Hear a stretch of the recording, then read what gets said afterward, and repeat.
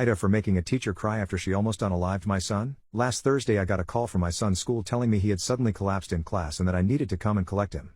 My son has passed out a good few times before, so we've made sure he knows what to do when he starts to feel faint to make sure he doesn't hurt himself. However, when I arrived at the school my son was holding an ice pack to his head. When I asked about it the nurse told me he had hit his head when he fell.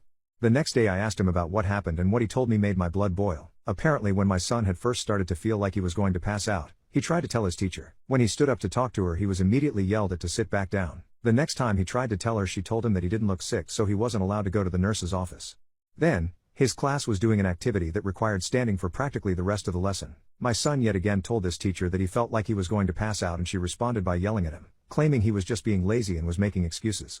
My son's friend was getting worried about him so he told the teacher, who then started yelling at his friend, accusing them both of trying to get out of the lesson.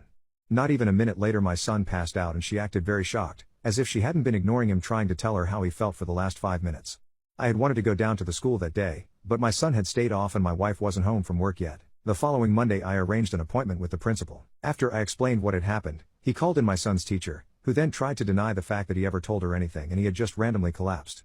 By this point I was pissed. I began to scream at her, yelling about how my son could have gotten hurt. My son has low blood sugar, and when he was young, he once fainted while outdoors and cracked his skull on the concrete. I told her that she was a sick person for endangering my son, and that no responsible adult would act how she did. I was so pissed I hadn't even noticed that she'd started to cry. By that point I was asked to leave by the principal. As of now, I am no longer permitted back onto school property.